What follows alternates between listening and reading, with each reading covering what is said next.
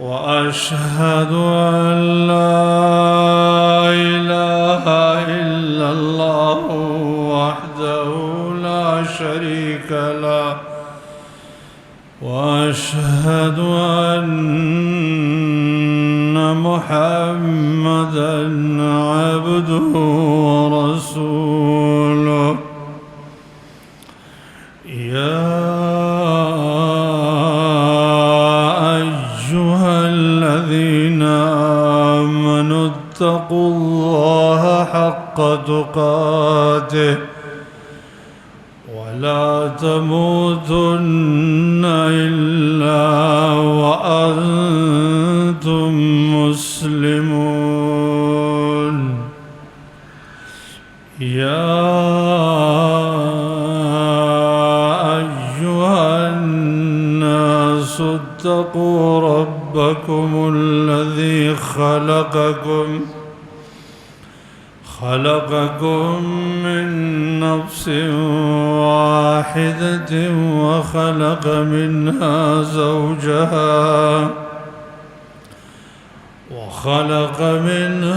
زوجها وبث منهما رجالا كثيرا ونساء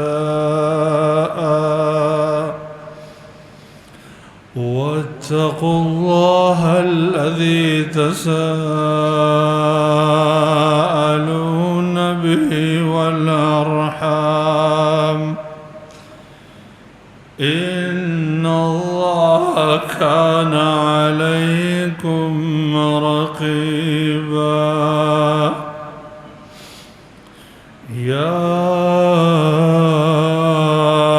أيها الذين آمنوا اتقوا الله وقولوا قولا سديدا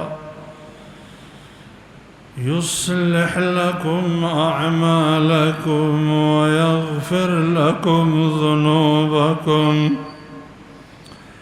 ومن يطع الله ورسوله فقد فاز فوزا عظيما أما بعد فأعوذ بالله السميع العليم من الشيطان الرجيم من نفخه ونفثه وهمزه قد خسر الذين قتلوا أولادهم صفحا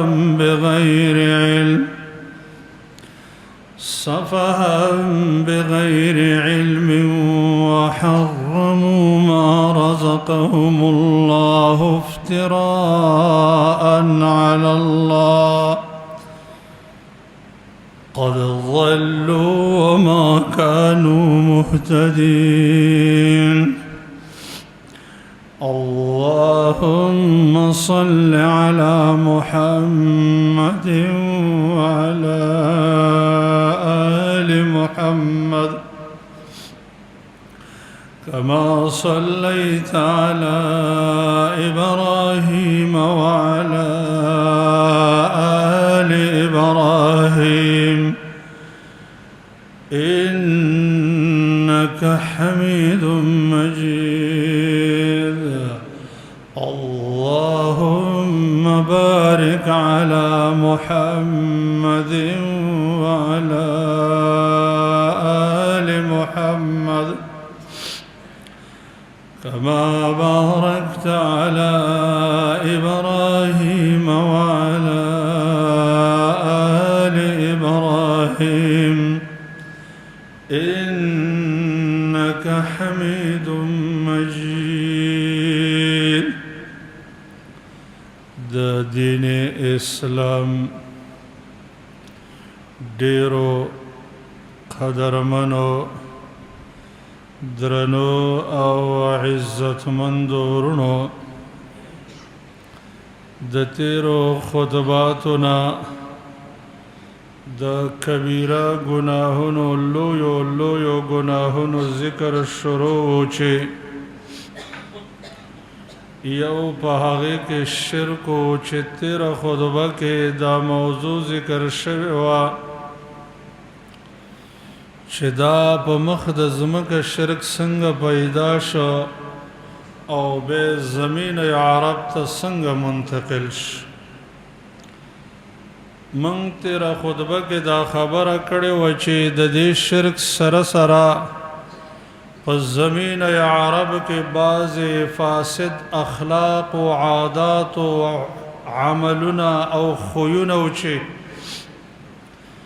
هغه د هغوی په جهالت دلالت کو قرآن کریم هغه ذکر کړی دی او په دې بنیاد ذکر کړی دی چې دا عادات پرستنو خلقو کې هم پیدا کیږي. ګورا خبردار دا د جاهلیت د دور عادات دي، دا او پیژنئ او تاسو د دین اجتناب او فریض وکئ. دیو جنا د دې پیژندل ضرور دي، لکه څنګه چې ویل کېږي عرفت الشر لا للشر ولكن لتوقيه ومن لا يعرف الشر يقع فيه. ما شر زدکو د دې لپاره نه چې شر د شریوم شر سره میمین او شوق د دې لپاره میزان زدکو چې دا شر و پیژنم او ځان ته وساتم. ځکه څوک چې شر نه پیژني نو هغه په دې شر کې واقع کېږي، په دې نه چې دا به د خیر کاري سته پکې واقع شي. همدغه وجه ده چې موږ ته عمر بن الخطاب رضی الله تعالی عنه فرمایي وای هغه انسان د ایمان په خوند او مزه باندې نه پوهېږي چا چې د جهالت تریخوالی لیدلی نه وي. چې کله موږ او تاسو خبر شو د دین چې د اسلام د راتلو نه مخکې په مخ د ځمکه څومره تیاره وه، څومره ګنده اخلاق او څومره ګنده عاداتو، نو په اسلام به لاک لاک شکر وباسو چې یا الله ستا لاک لاک شکر او په ستا باندې په کرات او مرات حمد و ثنا چې داسې ګنده معاشره زموږ نه ده او تا دا ګندونه په قرآن او سنت صفا کړي دي. د دې تذکره قرآن کریم کې الله سورة الانعام د 130 آیت نه رستو کوي، څنګه چې عبدالله ابن عباس رضی الله تعالی عنهما فرمایي ومن سره ان يعرف جهل العرب فليقرأ ما فوق 130 من سورة الانعام. فليقرأ ما فوق 30 و100 من سورة انعام. څوک چې دا خبره خوښه ګڼي چې په دې پوه شو چې د الله د نبی د بعثت نه مخکې څومره جهالت و، د عرب په څومره جهالت کې واقع و، نو سورة الانعام د 130 نه د رستو وګوري چې د عربو په جهالت پوه شو، د اسلام په حلاوت باندې پوه شو. زما خو ګورنو چې د اسلام د راتلو نه مخکې بت پرستی و چې هرې قبیلې به د ځان دپاره بت جوړ کړی او د کاڼي ګټې لوټي او د بوټي نه به جوړ کړی، په خپل لاس به بوټی راوتراشو، یو بت به یې جوړ کو، د هغې بندګي به یې کوله. سړی حیران شي چې بوټی دې په خپل لاس کرلی، بیا دې په خپل لاس توږلی، بیا دې د هغې نه یو مجسمه جوړه کړې ده او د الله بندګي دې پرېښې ده او د دې بندګي کې او به دومره یریږي د هغې نه او دومره تی امید ساتي او دا عقیده ساتي چې دا ټول خیر ما ته دا راولي او شر نه ما دا دفع کوي. او د هغې به هر یو بت ناشنا واقعات دي چې انسان عقل حیرانی چې یا الله دی خلکو په دې دماغ، دی خلکو په دې سر کې ماغزه وو که نه، تشه کنډولۍ په سر کړې وي. ولی نو دی د دنیا په کارونو کې ډېر هوښیار و، لیکن دا شرک داسې یو بدترین بیماري ده چې دا یو ځل په زړه کې کېناستله عقل دې ختموي. الله ځکه د مشرکینو په باره کې فرمایي چې لا یعقلون، الله عقل نه لري. دوی به چې کله مالونه او دغه رنګي رزقونو کې پراخي غوښتله، برکت به غوښته، برکت نو خاص بوتان به هغه به د رزق د پاره انتخاب کړي او د برکت د پاره د څاروو د برکت د پاره غي براغلل دغه بوتان او سلامي به وکړه، د دې په نوم به نظرانه شکرانه پیش کړي. دا به عقیده و چې دا زما په دې څاروو کې برکت اچي، زما په فصل کې برکت اچي، زما په رزق کې برکت اچي، زما په غله دانه کې برکت اچي. دلته یو ګټه وا په صحرا کې چې د هغې له نوم کې ښودلی او سعد صخره، سعد په نوم باندې یو ګټه وه چې چا به اوښان راوستل او هلته به د دې بت په نوم باندې د دې ګټې په نوم ذبحه کول، او دا به اراده وه چې زما په مال کې د دې د وجې نه برکت غورځېږي. یو کس همداسې وکړل چې خپله لویه ګله د اوښانو یې راوستله چې دلته ته یو څو حلال کړي، په اوښانو کې برکت واقع شي. د اوښانو چې دا ځای ولیده چې وینې پکې توی شوي وي، د وینو ډنډونه پکې ولاړو، هغه اوښان ویرېدل او وترېدل او په دې دښته کې ایسته ورک شو. په دې د دې باندې چې اوښانو کې برکت اچوي، هغه ټول مال نه الله محروم کو، ټول ته وترېدل. هغه د غم یو شعر ویلی دی، وایي اتینا الی سعد لیجمع شملنا فشتتنا امر فلا نحن من سعدی وهل سعد الا صخرة بتنوفة من الارض لا يدعو لغي ولا رشد. وای من سعد بابا ته رالو چې زمونږ په مال کې برکت واچوي، کارونه م راجمو کړي، دی زمونږ اوښان وترول. بیا وایي موږ څه قمقلي، دا خو یوه ګټه ده په دښته کې پرته ده، نه خیر د پاره نه خیر چاته رسولی شي او نه شر، نه د خیر رابلنه کولی شي او نه د شر. دا څه قمقلتوب موږ کړی دی. نو تاسو وګورئ چې د یو ګټې صحرا کې یو ګټه ده او د هغې په نوم به صدقې کولې، قربانیانې کولې. مؤمن ته د دې خبرې درس دی چې یا الله ښه دی چې موږ ته د صدقې طریقه راښودلې ده چې صدقه خالص د الله په نوم، ذبح خالص د الله په نوم، او د الله د رضا دپاره او د الله په نوم په مینه به صدقه وکړو. چې داسې یو دور چې خلکو د ګټو په نوم، د صحرا په نوم، د بوټو په نوم صدقې کولې. اوس موږ یې د کائناتو د خالق او رازق او مالک په نوم خو ښه په مینه باندې وکړو. ځکه صدقه د مسکین لاس ته غورځېدلو نه مخکې د الله لاس ته غورځېږي. د صدقه کوونکي دپاره خو د اسمان ملایکې دعا غواړي چې الله د دې عوض ورته ورکړه. صدقه خو د لا علاج بیماریانو دپاره علاج دی. صدقه خو ستا مال ته مضبوطه قلعه ده چې د هر آفت او مصیبت نه ساتي. صدقه خو د ستا او د رب تر مابین یو خصوصي تعلق دی، او صدقه خو د قیامت د سخت ګرمۍ په ورځ باندې ستا په سر سوری کوي. داسې خوندور عبادت زموږ نه څنګه پاتې شي. او د دې سره سره د الله شکر ادا کړو چې الله ستا حمد و ثنا چې موږ ته دې صحیح لار راښودلې ده، او زموږ مالونه بې ځای په صحراونو ګټو لوټو بوټو باندې ضایع کېږي نه. دغه رنګ زما خوږو ورونو د بت پرستۍ بنیاد داسې و چې د هغې هېڅ حیثیت معلوم نه و. خلک به راتللو، ذهن کې به ورته شیطان یوه وسوسه واچول او هغې نه به عبادت او بندګي شروع کړه چې د دې ټولو درګاهونو حقیقت چې راوسپړي بس هسې انګا بنګا ده. د درګاهونه هېڅ هم نشته دی، بس یو ځای کې شیطان ورته وسوسه اچولې ده او د الله د بندګۍ په ځای خلک د هغې بندګي جو کوي.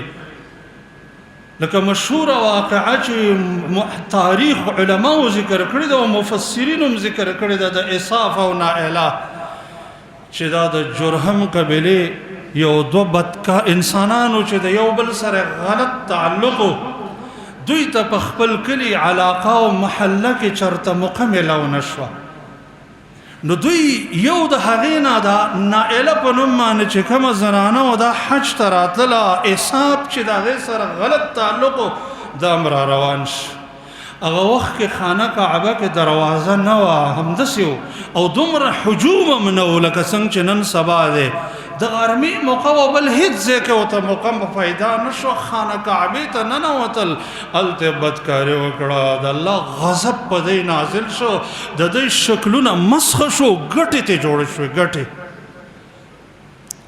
د دغه دور مشرانو دا ګټې د عبرت دپاره ودرولې چې خلکو څوک د الله په کور کې ګناه کوي د الله د دین بې حرمتي کوي د الله د شعایرو الله داسې عذاب ورکوي څه وخت په دی باندې تېرېده دای په صفا او مروه باندې ودرول چې دا دور خلک ختم شو خلک به ورتلل عبرت به ته اخیسته چې څوک د الله نافرماني کوي داسې ورسره کېږي د دې نه وروستو خلک چې راویل چې دا خو څوک باباګان دي او بزرګان دي ورتلل به دې پسې به ځانونه مګل چې برکت حاصل شي او دې ته به دعاګانې کولې او د دې په نوم به نظرانې ورکولې او د دې په نوم به شکرانې ورکولې او دوی پسې به خپل بدنونه مګل دا به سټل چې زه برکتي انسان جوړ شم حال دا دی حقیقت دغه شی کنن سبام دا مزارونه وګوري کنه دا د هغه دور د جاهلیت نه راپاتې خبرې چا صرف صفا پټی را ایسار کړی دی او په هغې ګمبت ودرولې ده ویل دی پلانی بابا دی چا یو ونی معنی او چا د بل بوټي او چا یو ګټه او چا بل هیڅ حقیقت نشتا او که چرته یو نیک انسان دلته دفن وي نو نیک انسان به څه وکړي هغه خو ځان له عاجز مخلوق بندگانو په کار دا ده که دا انسان نیک وي چې دې انسان ته دا مرتبه د الله په عبادت حاصله شوې ده تم د الله عبادت وکړه زمخ وګورونو د عربو د جهالت نه یو دا دی چې مذکور تلاوت شوي آیت کې الله ذکر کړی دی قد خسر الذین قتلوا اولادهم صفحا بغیر علم دوی کې داسې خلک مو چې راتلل به خپل بچیان به ذبح کول چې دې له سبا رزق څوک ورکوي زه خپل رزق پورې حیران یم دې له به رزق څوک ورکوي تاسو ګورئ دا اوس انسانیت دی د دنیا بدترین زناور چې دی هغه هم د خپل بچي حفاظت کوي هغه سحر راوځي د بل بچي ماتی که نه خپلو بچو لی راوړي انسان او زناور کې خو فرق دا دی که دا ټول زناور سحر د خپلو غارونو نه په دې وجه وځي چې د بل بچي مات کم او د خپل بچو رزق ته جوړ کم انسان شرافت دا دی هغه وایي سحر وځي چې یو 5 روپۍ وګټم هغه څه خپلو بچو له ورکم او څه د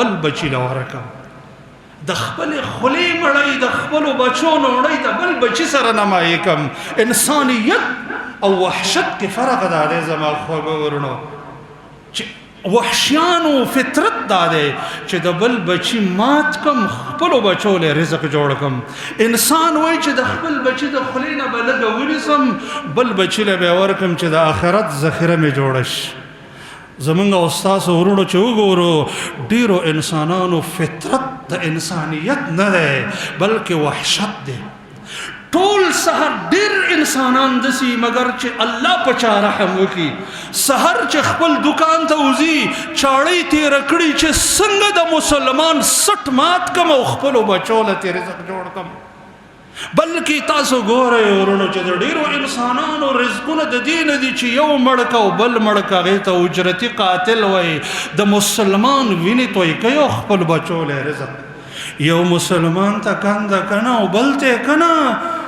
او د ده پکې څه فایده هم نه وي که نه بې ضرورته د مسلمان بهکندن کوه د هغه د جهالت دور دی ورونو چې کوم د وحشت سره نږدې دی انسانیت خو دا و چې د خپل ځان مړی نمایي که ورور سره ویؤثرون علی انفسهم ولو کان بهم خصاصه خپل بچي له یوه نوړی کمه ورکه او د بل بچي ګزاره ځان سره وکړه د یتیم مسکین برخه د هغوی په مالونو کې موجود دی. الله د انسان مسلمان صفت دا ذکر کوي والذین فی اموالهم حق معلوم للسائل والمحروم. او یوازې زما خوګورونو دا د مالدارو خلکو عبادت نه دی بلکې دا د مؤمن عبادت دی. د مؤمن کته زما وس نه کېږي د الله نبی مونږ ته ډیره معمولی ښودلې ده چې نیمه کجوره د الله په نوم خرج کا. نو بعضو انسانانو به بچیان ذبح کول چې دل سبا رزق څوک ورکوي. بعضې به دومره حماقت او جهالت پکې و چې خپل بچی به د بابا په نوم باندې ذبح کوو. څاروي خو به ذبح کول خو د خپل جگر په ټوکړې به چاړه کېښودله او د بابا په نوم باندې. اوس انسان ورته حیران شي چې دا زړونه و که نه دا چېرته ګټې په دې کې پرتې وې، دا د غوښې نه جوړ و که د ګټې نه. یو ظالمانه عادت ورپکې دا و چې لورګانې به دومره بدې ګڼلې چې هغه به ژوندینې معنې وي، ژوندینې په خاورو کې دفن کولې چې دې سبا به دې جرګې مرکې پسې څوک راځي دا زما غیرت نه برداشت کوي. او ډېر سپک به ورته کتل، لور ته به هېڅ حق نه ورکو. خویندې دې د الله لاک لاک شکر ادا کړي چې الله دا جهالت ختم کړی دی، که نه اوس به په دوی باندې دا ظلمونه کېدلی. الله زنانو ته یو لوی مقام او مرتبه ورکړه. قرآن کې مستقل صورت نازل کړه، سورة النساء، سورة الطلاق، او د هغوی احکامات یې پکې ذکر کړل. د دنیا کفار اسلام پسې مسخرې کوي، وایي دې کې د زنانو حقوق نشته. زما خوږو خویندو، دا د دنیا کفار ستاسو عزت لوټ کولو ته ستاسو حق وایي. اسلام چې کوم حق زنانو له ورکړی دی دا د بشریت په تاریخ کې چا نه دی ورکړی. د دې وجې نه د دنیا د کفارو زنانه ارمان کوي، ارمان چې کاش کې چې زمونږ داسې عزت وی لکه د مسلمانې پیغلې چې په کور کې عزت دی. چې بعضې علماو د هغې تذکره کړې ده او د غرب د ډېرو زنانو ارمانونه یې رانقل کړي دي. دا کې یو رساله لیکل شوې ده، المرأة بین تکریم الاسلام و دعاوی التحریر. ښځه د ازادۍ د اوازونو تر مابین او د اسلام عزت، چې ازادۍ غوښتونکو وله څه ورکړي دي او اسلام وله څه ورکړی. قیس ابن عاصم په نوم باندې رضی الله عنه په نوم یو صحابي اسلام یې راوړی. ویل د الله رسول لورګانې مې په خاورو کې ژوندۍ دفن کړي دي، اوس څه وکړم؟ ویل د هرې لور په سر باندې یو یو مری آزاد کړه، الله ته توبه وباسه چې الله دې معاف کړي. د عربو د جهالت یو دور دا و چې هغوی به بدپالي نیوله، بدپالي. کله ناکله به یو نوی انسان چې کور ته راغلی هغې ته به د سپېرهتوب نسبت کویل، پلانۍ نګور چې زما کور ته راغلی ده ما به خیر نه دی کړی، هغې باندې به بدفالي نیوله. لکه دا عادت اوس هم معاشره کې موجود دی. کله به په یو کور باندې بدفالي نیوله، ویل دې کور له چې زه راغلی یم دې کې ما خیر نه دی موندلی. کله روزګار باندې، کله به یو کار ته روان ویل ګډ انسان مخې له رالی، شل مخې له رالی، دا کار نه کوم. لکه دا بدپالیانې قسم قسم زمونږ او ستاسو په معاشره کې اوس هم موجود دي. څوک وایي ګسه سترګه مې ورپېدله دا کار نه کوم، څوک وایي کارغه رالی اواز یې وکړه دا کار نه کوم، څوک یو څوک بل څه. دا د جاهلیت د امورو نه دی. د الله نبی فرمایي دا بدفالي شرک دی، او چې په الله قوي توکل وکړي د دې بدفالۍ د بیمارۍ نه به خلاص شي، ګنې نه خلاصېږي ته. دې ته د الله نبي شرک ویل. د عربو یو بدترین عادت دا و چې هغوی به په غشو باندې قسمتونه معلومول. چې یو کار اراده به یې کوله نو هلته یو بوتو په نوم د هبل بت باندې هغې کې به درې غشې پراته و. یو باندې به لیکل شوي چې زما رب ما ته امر کړی، بل باندې به و چې منع یې کړې ده، بلکې به و چې هغه به خالي و. دی به ورغلی د دې بت په نوم به شکرانه پیش کړه چې دا کار به راووته چې الله امر کړی دی. ویل دې کې خیر دی دا به یې کوو، چې به راووته چې زه رب منع کړی یم هغه به یې نه کوو. اسلام دغه طریقه ختمه کړه او یوه ښکلې طریقه یې موږ ته مقرره کړه چې هغه د استخارې طریقه ده. چې یو کار ته د اراده و او تا ته پته نه وه چې دې کې اوس خیر دی که شر دی، 2 رکعاته منځ وکړه 2 رکعاته او د دې منځ نه رستو دا دعا وکړه یا د سلام نه مخکې دا دعا وکړه اللهم إني أستخيرك بعلمك وأستقدرك بقدرتك وأسألك من فضلك العظيم فإنك تعلم ولا أعلم. آخر پورې دا دعا د استخاره زده کړه الله رب العالمین به درته پکې خیر واچي. که خیر دی پکې و دا لاره به درته الله آسانه کړي او که نو الله به دې زړه واړی. څومره ښکلې طریقه موږ ته شریعت مقرره کړه. د عربو یو جهالت دا و چې نن سبا موجود دی زموږ او ستاسو په معاشره کې هغه دا دی چې خلک یې مقرر کړي او دا یې عقیده و چې دا په غیبو باندې پوهېږي نو هغې له به ورتله او د غیبو د امورو تپوس به د هغې نه کوو. لکه نن سبا هم داسې د عام طور به زنانو کې دا تکلیف چې لږ معمولي غونته کې معده باندې بوج راشي دماغو باندې بوج راشي یو جادوګر کوډګر خبیث به چېرته ناست وي هغې لور شي او هغه ورته څه وایي کور کې یو څوک ورته وښی وایي مامي دې درمنې جادو کړی دی کوډې کړي دي چاچي دې کړي دي او فلانې ورندار کړي دي او دې کړي دي او دې کړي دي. نو زما خوږو وروڼو 2 نقصانه پکې واقع شي. یو یې د ایمان نه خلاص کړي یو ته ایمان لوټ کړي دویم ته مال لوټ کړي. ځکه د الله نبی فرمایي چې من اتا کاهنا فصدقه بما يقول فقد كفر بما انزل على محمد صلى الله عليه وسلم. څوک چې هغه سړي لراله چې هغه د غیبو د امورو دعوه کوي چې زه په غیبو پوهېږم او د هغې لراله ورته وویله چې زما داسې مشکل دی او هغې ورته خبره وکړه او د هغې تصدیق یې وکړو. د الله نبي وایي د الله په نبي نازل شوي دین باندې کفر وکړ او حال دا دی چې دا خبره معمولي ورته نه کړي ډېرې پیسې هم تېلي نو ایمان هم ترې لوټ کړي او پیسې هم ترې لوټ کړي. او به زما خوږو وروڼو دا خبثا یو بل کارم کوي وایي خیر دی زه به درله یو کوډ یې وکړم جادو به وکړم منتر به وکړم دې مشکل نه به دې خلاص کړم. نو بیا یې په بل ګن کې واقع کړي چې هغه جادو دی کوډ دی منتر دی.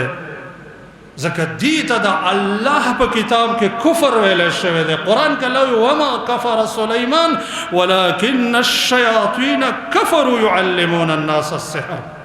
د جادو معمولی برخه چې چا واخستله قرآن کې الله وایي آخرت کې برخه نشته. فرمایي ولقد علموا لمن اشتراه ما له في الآخرة من خلاق. دی وجه نه د الله د نبي نه دا قول نقل دی او د 3 صحابه کرامو دا فتوا ده چې جادوګر چې د اسلامي حکومت به هغه قتل کوي. جادوګر دومره مفسد دی چې اسلامي حکومت هغه به د قتل فیصله کوي. لکه عمر رضی الله عنه په خپل دور خلافت کې فیصله کړې وه چې ان اقتلوا كل ساحر وساحره. د عمر رضی الله عنه په دې فیصله باندې 3 جادوګر قتل کړی شوي او د 3 صحابو نه دا فتوا نقل ده. حفصه رضی الله عنها عمر رضی الله عنه جندب رضی الله تعالی عنه. حد الساحر ضربة بالسيف. زما خوږو وروڼو د عربو د جهالت یو د بېغیرتۍ اندازو چې نن سبا د دنیا کفار هغه ښکلې معاشره اسلامي معاشره د خیر نه ډکه معاشره دپاره کوشش کوي چې دا معاشره د عزت معاشره بې عزته کړي او د بېغیرتۍ امور دلته شروع کړي. چې هغه زما خوږو وروڼو هغه فحاشي او عریاني وه. ځکه د عربو په دور کې به داسې و چې علنا به په حاشي کېدله زنانو به په کورونو باندې تورې جنډې لګولې وې. دا به د دې علامه وه چې څوک ګندونو کې مبتلا انسان دی هغه د دې سره تعلق قایم کړي.